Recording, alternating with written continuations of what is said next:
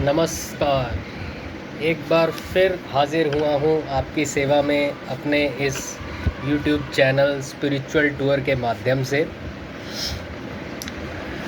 अब ये तो जान लिया कि भाई घोर कलयुग चल रहा है।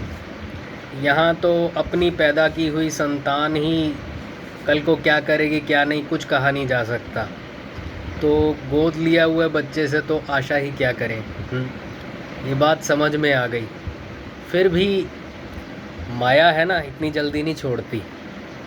तो क्या चिंता सताती है कि अगर कोई बेटा नहीं होगा तो मरने के बाद हमें पिंड पानी कौन देगा, और पिंड पानी ना मिलने से हमारी गति कैसे होगी।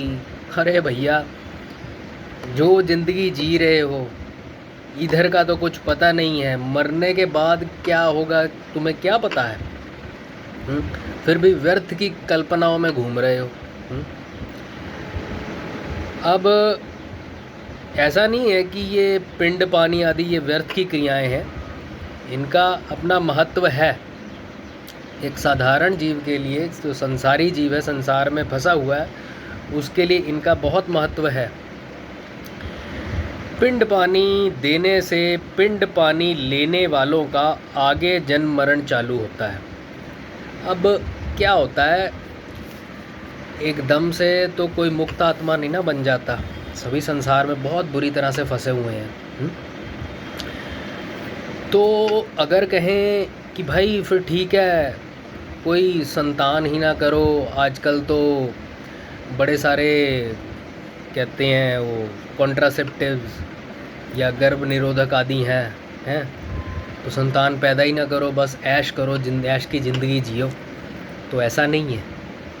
जो जीव संसार में फंसा हुआ है ना, ऐसा नहीं चलता। मरने के बाद ये पिंड पानी आदि का विशेष महत्व होता है, नहीं तो जीव की गति रुक जाती है। आइए समझते हैं कैसे। जैसे कहते, रास्ते में चलने वाला व्यक्ति भूख प्यास के कारण रुक जाता है। अब हम कहीं दूर जा रहे हैं, मान लो बहुत भूख लग गई, बहुत प्यास लग गई, या जब कभी हम किसी तीर्थ स्थान आदि पे जाते हैं तो रास्ते में जैसे भूख लग जाती है तो कहीं रुक जाते हैं ना चाय पानी आदि के लिए। ऐसे ही रास्ते में अटक जाते हैं और अन्न जल मिलने के बाद फिर अपने रास्ते चल पड़ते हैं। ऐसे ही कहता, जो मृत आत्माएं होती हैं ना, जो लोग मर चुके हैं, मृतक आत्माएं हैं, प्रेत योनि में हैं, पिंड पानी ना मिलने से वे एक जगह अटक जाते हैं। कहते हैं नहीं, अतृप्त आत्माएं घूम रही हैं, रुक गई है, उनकी गति रुक जाती है, आगे नहीं मूव ऑन कर पाती, रुक जाते हैं। और पिंड पानी मिलने से वे वहाँ से चल पड़ते हैं, और अगर उन्हें पिंड पानी आदि मिल जाता है तो वो आगे चल पड़ते हैं, अर्थात उनकी आगे की गति शुरू हो जाती है। उनका जन्म मरण चालू हो जाता है। गति क्या होना, उनका नया जन्म मरण का चक्र शुरू होता है तभी, नहीं तो वो वहीं अटक जाते हैं, है ना। जैसे वो कहते नहीं, वो भूत घूम रहा है वहाँ, अतृप्त आत्माएं हैं, तो ऐसी गति हो जाती है फिर। परंतु उनकी मुक्ति और कल्याण नहीं होता। पिंड पानी आदि तो मिल जाता है, अच्छा है, पुण्य कर्म है, जीव की गति हो रही है, परंतु उसकी मुक्ति नहीं हो रही, उसका पूरा कल्याण नहीं हो रहा, वो छूट नहीं रहा इस बंधन से, सुख दुख लगा ही हुआ है अभी। तो फिर कहते, वास्तव में कहते मुक्ति होना, कल्याण होना, ये संतान के हाथ नहीं है, संतान के अधीन नहीं। उसके लिए संतान नहीं जिम्मेवार होती, उसके लिए आप ही जिम्मेवार हो। किंचित मात्र भी जिम्मेवार नहीं है संतान वहाँ पे। अगर मुक्ति संतान के अधीन होती तो मुक्ति तो पराधीन हुई। अगर जीव की मुक्ति होना ना होना किसी के अधीन हो जाए तो मुक्ति पराधीन होगी। मुक्ति कैसे पराधीन हो सकती है ना, बात नहीं ना बनती। फिर मनुष्य जन्म की स्वतंत्रता कहाँ रही, फिर आपकी क्या स्वतंत्रता रही जी। जब आपको किसी और ने आके मुक्त करना है तो आप स्वतंत्र कहाँ से हुए, आप तो पराधीन हो गए। कल्याण में, मुक्ति में जब शरीर की आसक्ति भी बाधक है।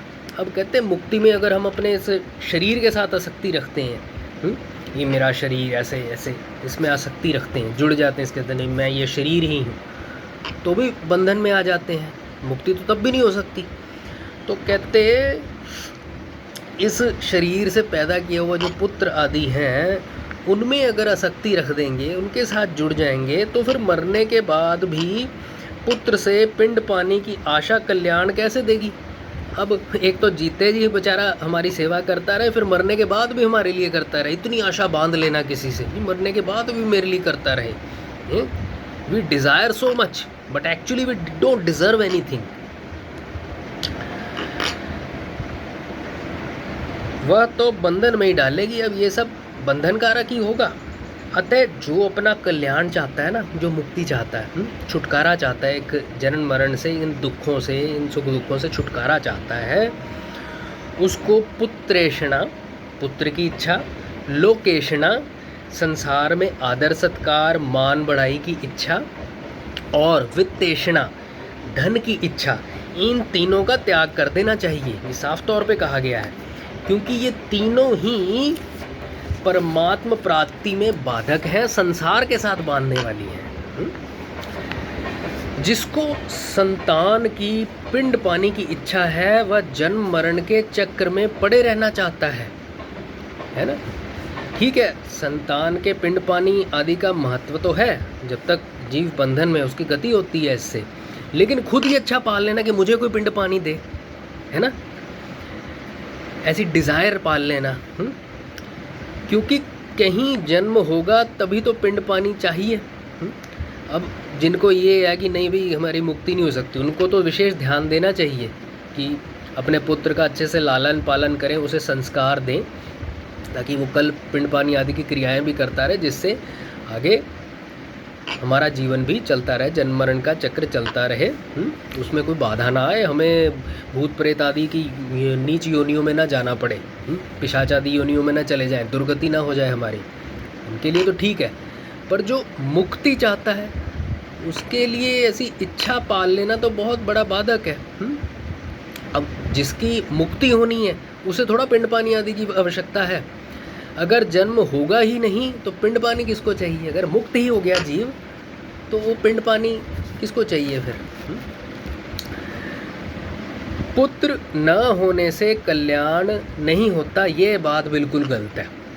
अब हम अगर ये सोचें ना कि जी पुत्र होगा तो ही हमारा कल्याण होगा, है ना, तो ये बात सरासर गलत है। ऐसा नहीं कि जिनके पुत्रियां होती हैं उनका कल्याण नहीं होता ना। अतः संतान होने से कल्याण होता तो सुक्री 11 और सर्पिणी के 108 बच्चे होते हैं।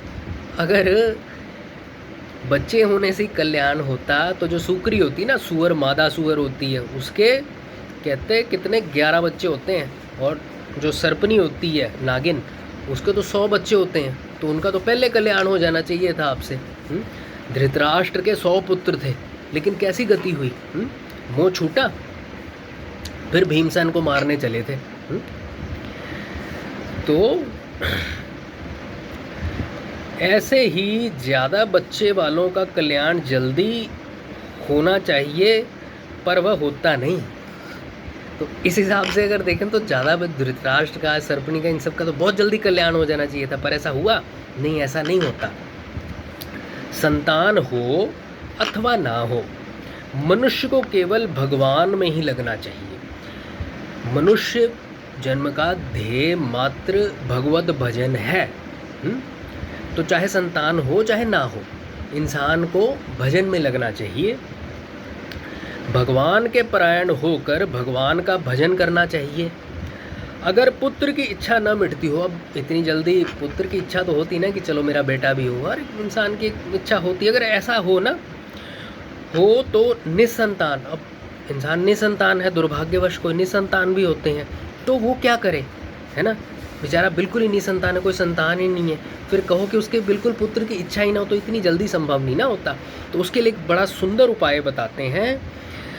मनुष्य को चाहिए कि वह रामलला को, श्री कृष्ण लला को अपना पुत्र मान ले। घर में लड्डू गोपाल जी की सेवा कर सकता है, ठाकुर जी के बाल स्वरूप की सेवा कर सकता है, पुत्र भाव से उनका लाड़ प्यार करे। वह पुत्र मतलब वो जो भगवान जी हैं बाल स्वरूप में जैसी सेवा करेंगे ना, वैसी सेवा पैदा किया हुआ पुत्र भी नहीं कर सकता। और वो ऐसा पुत्र बनेंगे जो लोक परलोक सब काम बना देंगे आपके। तो ऐसा नहीं है कि अगर पुत्र नहीं होगा तो कल्याण नहीं होगा। आज के लिए इतना ही, फिर मिलेंगे। नमस्कार।